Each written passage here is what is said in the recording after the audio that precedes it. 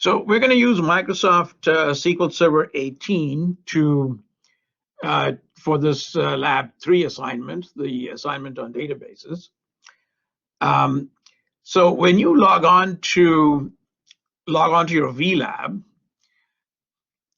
so I have logged on to my VLab here, and let me share the screen with you.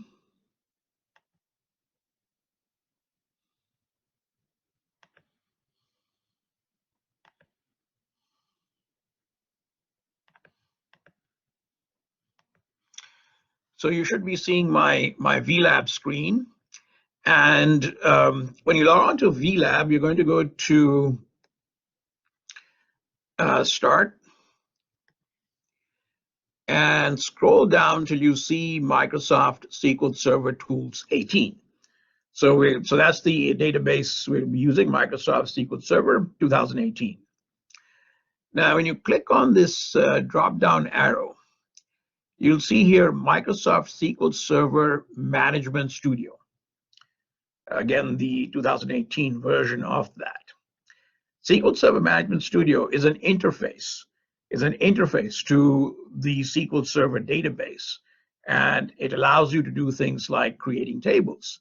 And it allows you to launch queries against those tables. And we'll see those steps. So you have to go to Microsoft SQL Server Management Studio and then bring that up.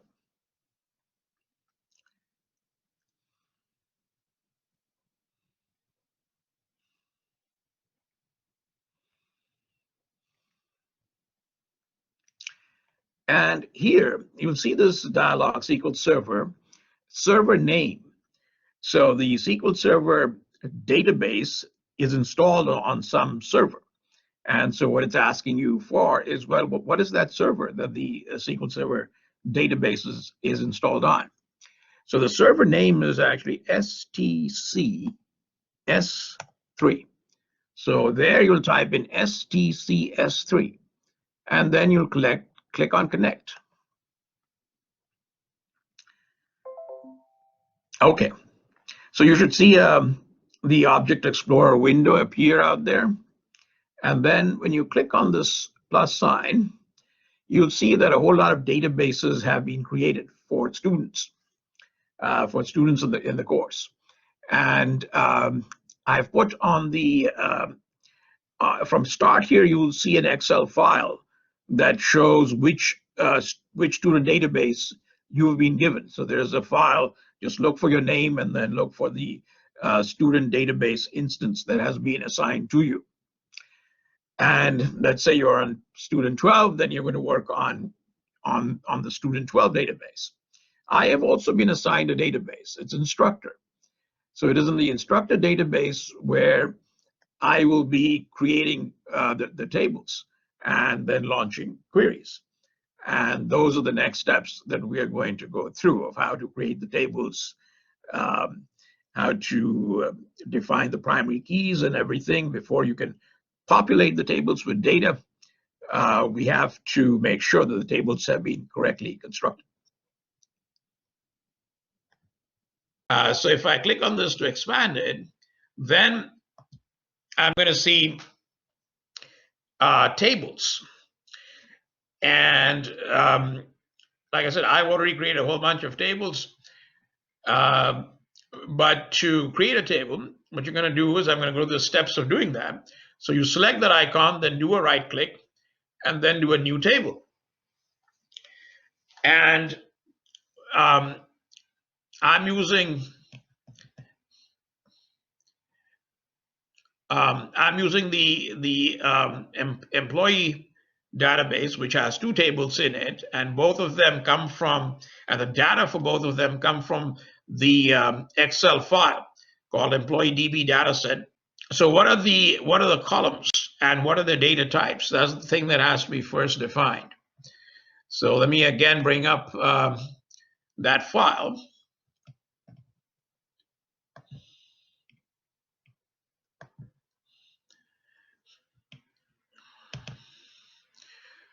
Okay, so this is the file. It has the Excel file with data for two tables, that will create the employee table and the performance review table. So the employee table, well, what are its columns? Well, the first column is SSN. So when you are going to define when you're defining the table, you're defining the columns and the data types. So the first column is SSN. And the data type for this column it's a short alphanumeric column, which means the SSN is just about what if you include the dashes, well, it's not more than 10 characters or so. So it's a short alphanumeric data type. Because it's not entirely numeric, you may have dashes in the SSN. So this is your nvarchar 50. The SQL Server allows a number of built-in data types, which you'll use for short alphanumeric fields. And SSN is a short alphanumeric field. The built-in data type to be used is nvarchar 50. So just select that, and you have defined the SSN. The next field is, again, you can go back to the Excel file and see what the next field is. I have two visual, but for some reason I've got two of these up, so it means to actually close one of them.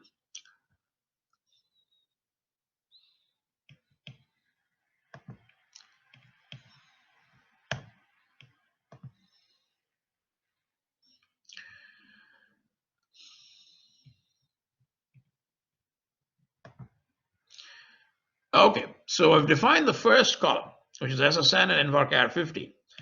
The next column is name. So the next column defined is name. So name, and name is also, an alphabetic field, so you can use an nvarchar. So again, you can go through this drop-down arrow here and choose a built-in data type, nvarchar 50. Some people may have very long names. Some European names with a lot of, I've seen some very long names. So it might be prudent to actually change the size of that data field. So nvarchar 100 means, well, it's an alphanumeric data field, but it can accommodate 100 characters. Okay, so that's the name. So the next field is, go back into the employee data set. The next field is address. So for address, let's go back here. It's address. And addresses can be somewhat long. So for large alphanumeric fields, SQL Server gives you the built-in data type called nvarmax. So when you're dealing with larger alphanumeric fields, instead of using nvarchar 50, simply use nvarchar max. The next field,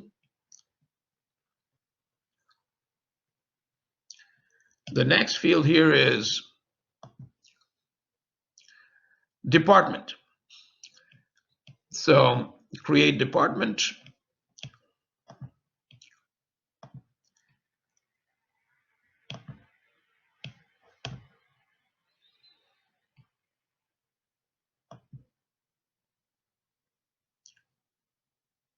Oops.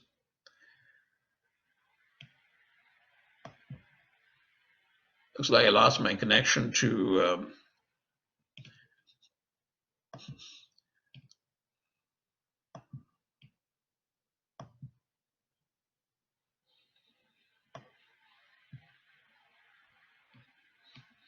why is this?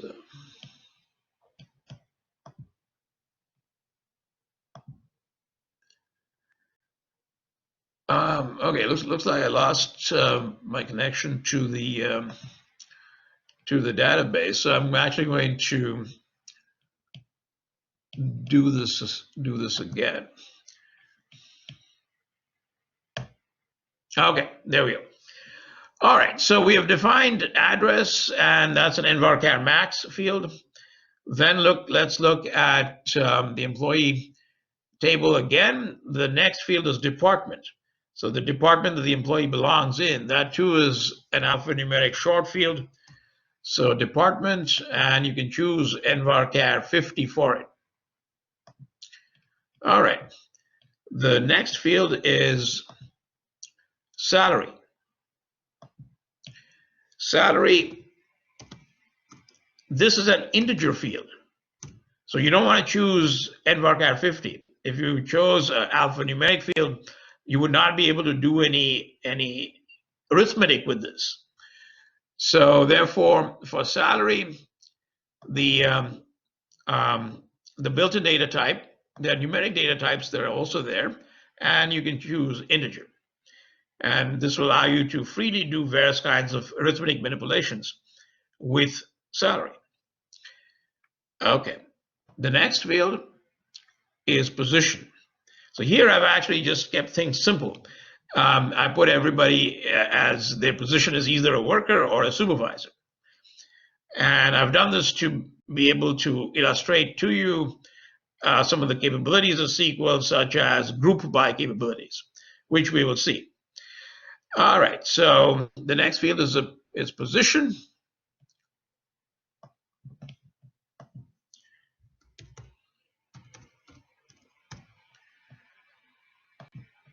And this is a short alphanumeric field as well. The next field is date joined. And so let's put that in here, date.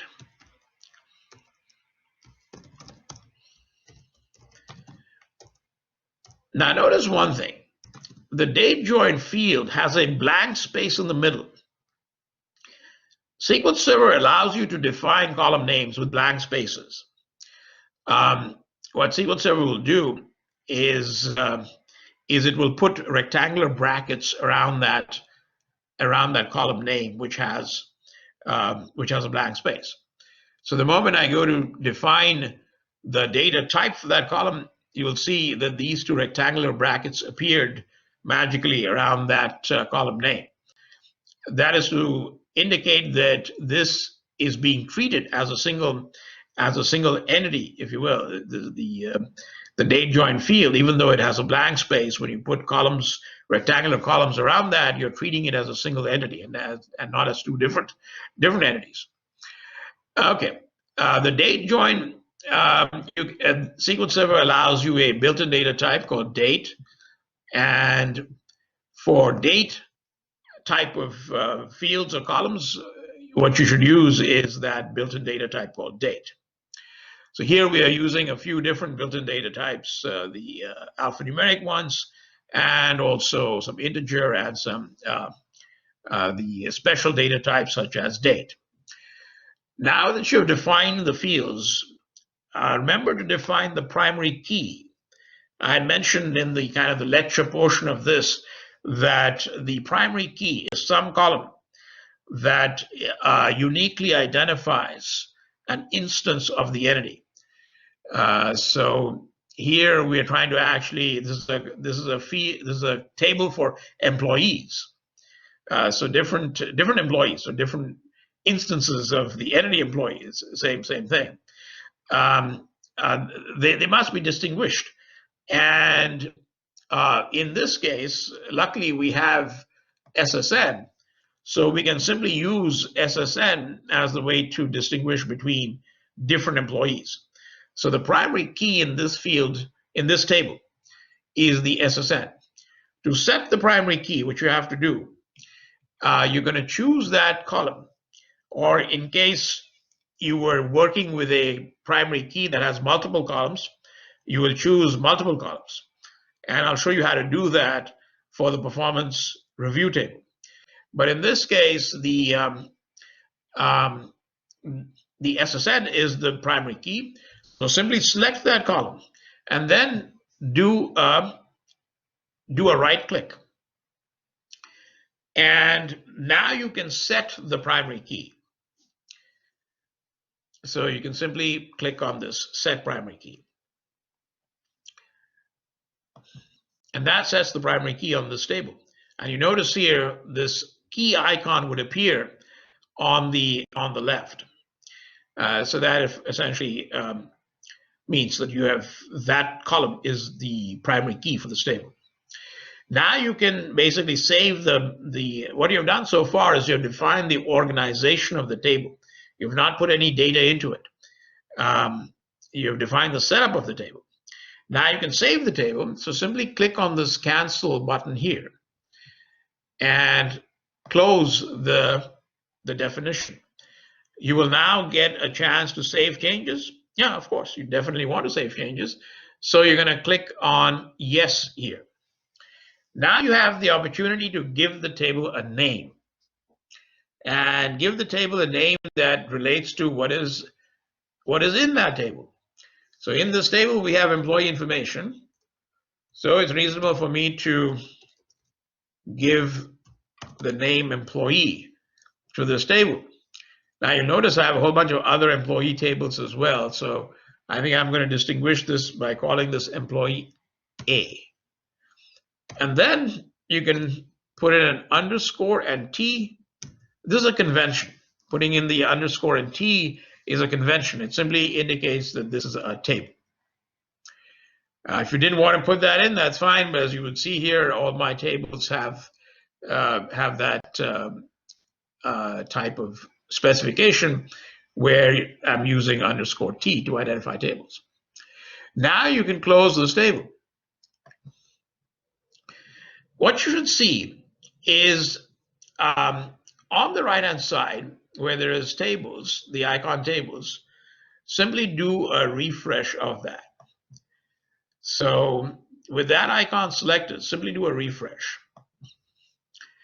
And I've got a whole bunch of tables, so I'm going to hunt through this, but you should see that table that you just created should appear under this list of tables. And for me as well, that table did appear. This is the table that I just created, employee A underscore T. So that's the table that I just created, and it has appeared under this list of tables. If this is the first table that you've created, then that should be the only table that you see. Okay, I see another question, so let me go back and see the question. Roshan, did you have another question?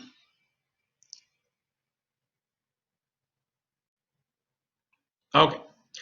All right, so let me just go back to what I was doing then.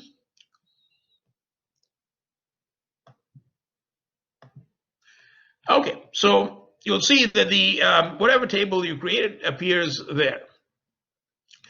Now, if you wanted to look in that table, well, you can select that table, then do a right click, and then do an edit to top 200 rows. This will give you a view of what are the top 200 rows in that table. So you click on edit top 200 rows, and you will see that there is nothing in that table, which is exactly how it should be. There shouldn't be anything in that table, since we have not populated that data with that table with data, and that's why we see that table is essentially empty at this point. Now, I said that a popular method of introducing data into tables is actually to import it from an Excel file where it may originally reside, and just move it into the table. So we have an Excel file here with the data. So here is our Excel file with the data, and we're simply going to do a copy and paste. I don't want to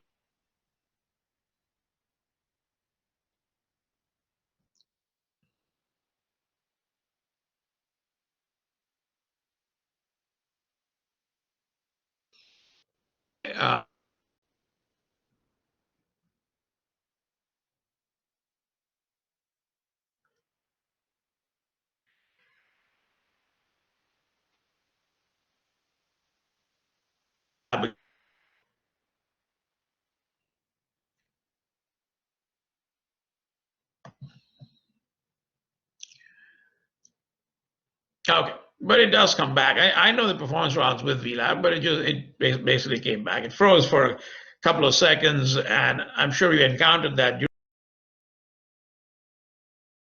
these 4 hours. Okay, so we're going to move data from the Excel file into the SQL Server table that we just created. So simply select that first, not the very first row, because that has the column names, and we don't want that. You already have created column names in SQL Server itself.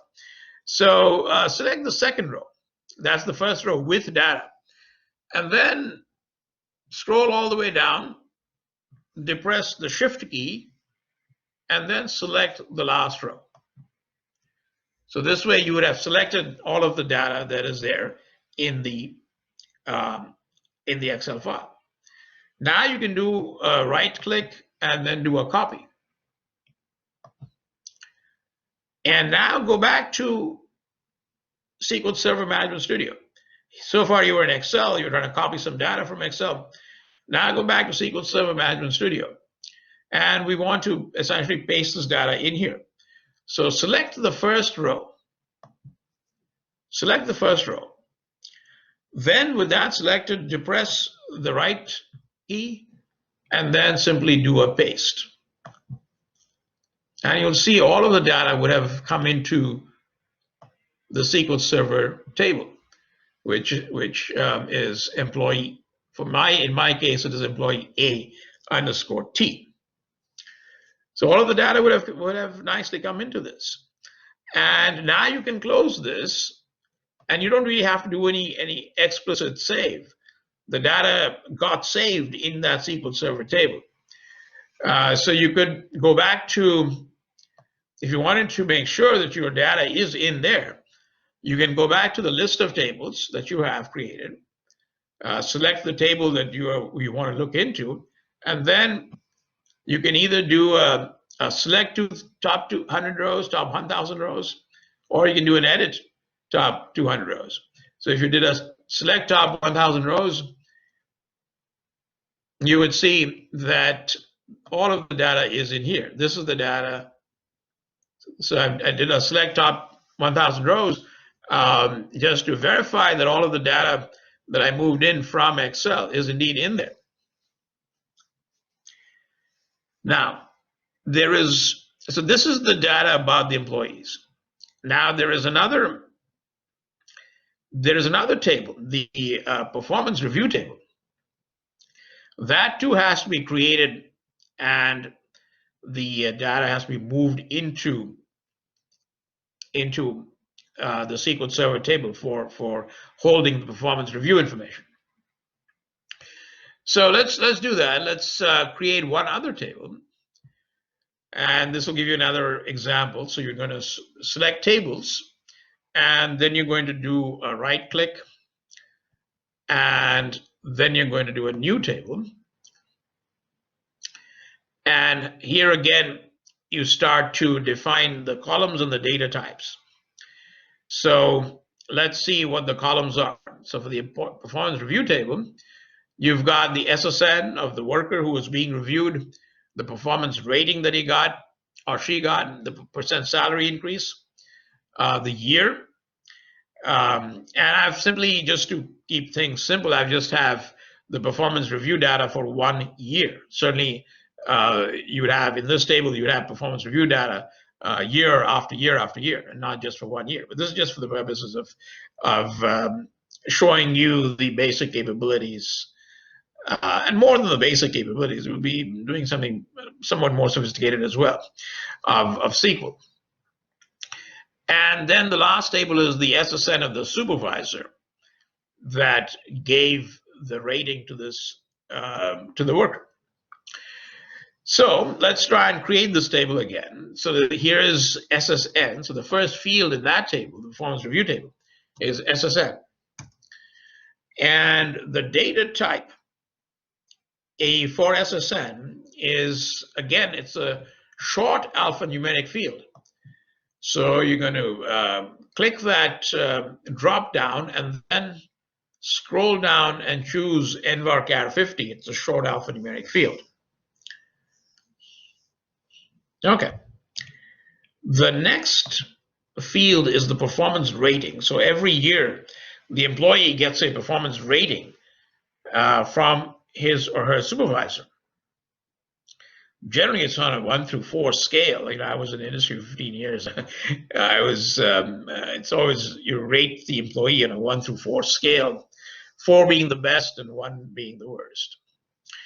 So the next field that we're defining is the performance rating field. Again, notice that this field also has a blank space in the name, which means that, again, it would have to be grouped. The two words would have to be grouped and made into a single term, if you will, by putting rectangular brackets around the sides, around each side. And a SQL Server, you can do it yourself. You could have done it yourself. I could have put a rectangular bracket here, and I could have put a rectangular bracket there. And in fact, when you actually do the queries, you'll see that you'll have to do this yourself. But in the definition stage, SQL Server will recognize that this name has a blank space and will put the rectangular brackets by itself. Now, the performance rating, if it's 1 through 4, again, it's an integer field. So you're going to choose integer for that. The next field is percent salary increase. So the next field is percent salary increase. And again, it has a number of blank spaces. I could have left SQL Server, handle the putting the rectangular brackets, and it'll do so. So I can just click on the data type field, and the rectangular brackets appeared around the percent salary increase. Now, percent salary increase is not an integer field. If you look in here, the percent salary increase could be 5.3%, 2.2%, like that. So that is not an integer field. Salary increase percentages are seldom just integers. They're of this nature, maybe 1.7% increase, depending on how good the year was. So to the data type for fields that have decimal points, the data type that's used for that is typically float. This indicates that you have a floating point number in there. You can have used other decimal types, but a float is a good one to use here. Okay. The next field here is the supervisor SSN. Oh no, the year. So the next field is the year of the performance rating. So we go back here and define year. This is the year of the performance rating. And this is a date field.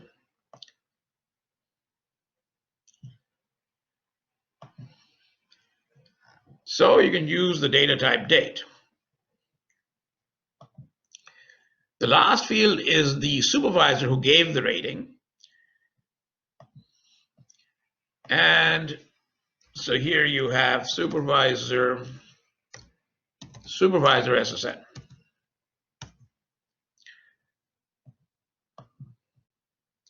And this is also a short alphanumeric field, so you can use NVARCHAR 50. Now, you have defined the columns and the data types. The next very important step is to define the primary key. If you go back and look at this table and you think about, well, what can be the primary key in this table? Can it be SSN? No, because the person identified by that SSN could be getting reviews and will be getting reviews year after year. So they'll have an entry for 2012, but then they'll have an entry for 2013, 2014. And remember, the definition of the primary key is that the value of the primary key cannot be repeated across different rows. So the value for the primary key, you cannot have the same value for different rows in the table.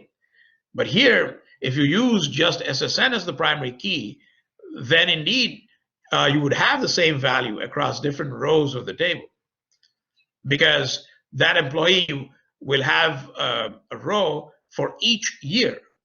So therefore, those different rows corresponding to different years that the employee was rated, there'd be a duplication. And the primary key, by definition, cannot have the same value across different rows for that column or columns. Can the primary key then be, let's say, SSN and supervisor SSN, the combination of the two? No, because the same supervisor could be rating that employee over different years.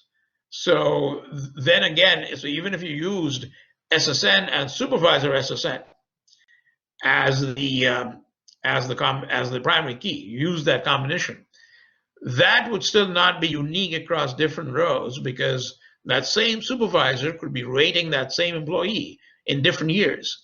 So again, you would have a duplication of the value across different rows, and that's what you cannot have. So the only choice that you have of primary key in this table is the combination of SSN, supervisor SSN, and year. That combination of columns is guaranteed to be unique across different rows of this table. Because you're not going to have two different rows where the supervisor is rating this employee for this given year. You only need one row for that. You're not going to ever have two different rows for that. So essentially, the primary key in this table is the combination of SSN, supervisor SSN, and year. That combination is guaranteed to be unique across the different rows of this table. So if we go back to we go back to setting the structure of the table,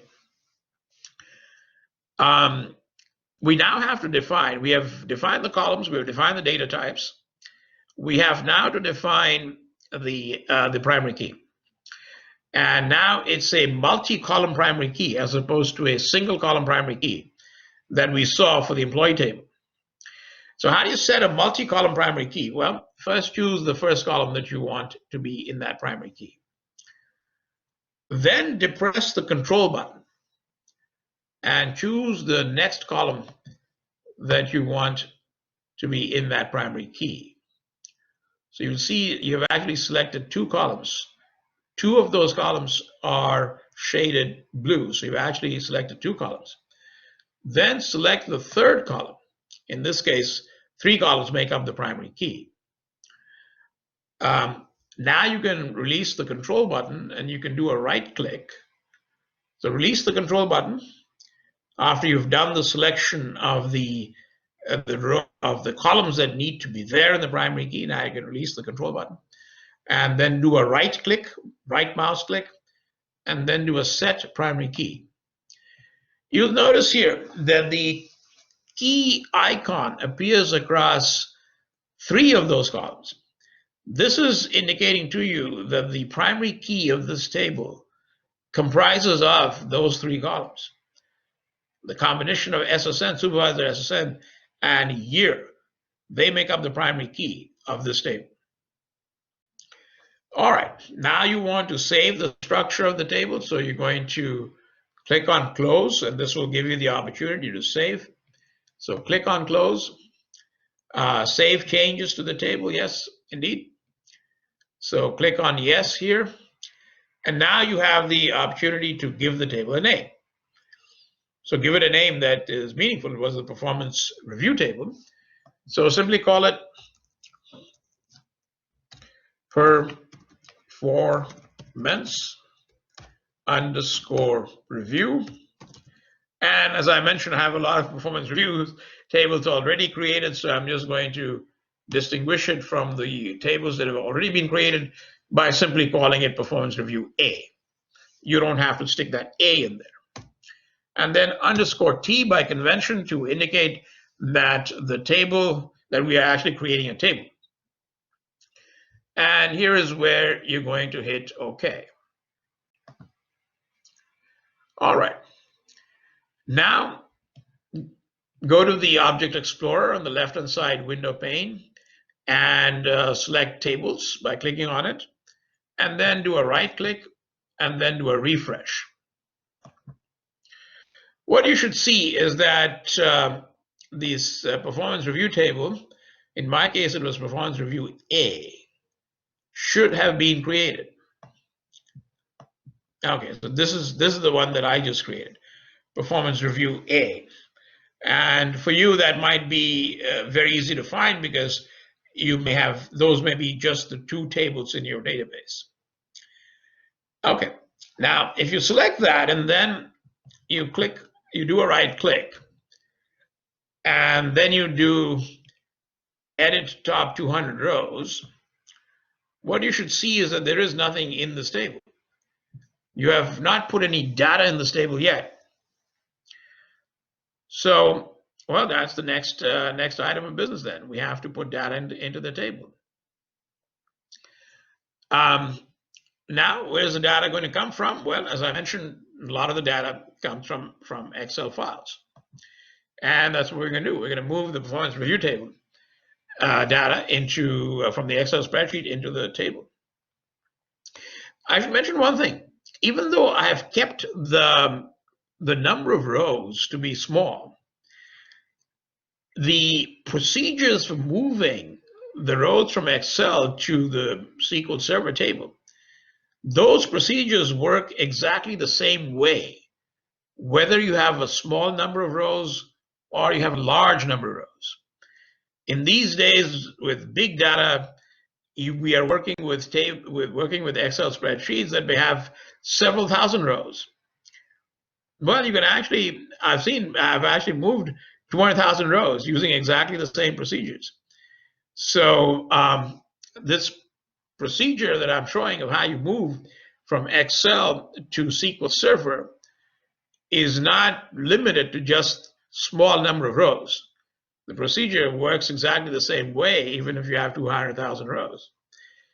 So what you're doing is you are clicking the first row, then simply scroll down to where the last row is. If the last row is row number 200,000, scroll down to where the last row is, and select the last row. Depress the Shift button and select the last row, and this will select the rows for you that you want to move into the SQL Server table. So now you can do a right click and you can do a copy. So these rows have been copied. Now you go back to SQL Server, and you did not have any rows in here to begin with. So simply select that first row and then do a right click and then do a paste. And all the rows would have moved in there. You can close out this and you can verify that your data is in there. So you can then find the table that you just created. In my case, it was performance review here. And I could do a right click and I could do a select top 1,000 rows. And you'll see here that the data is in the table. Now that you have created the tables, now we're going to query the tables. Now we're going to get into the syntax of SQL. Because SQL is the language for querying tables.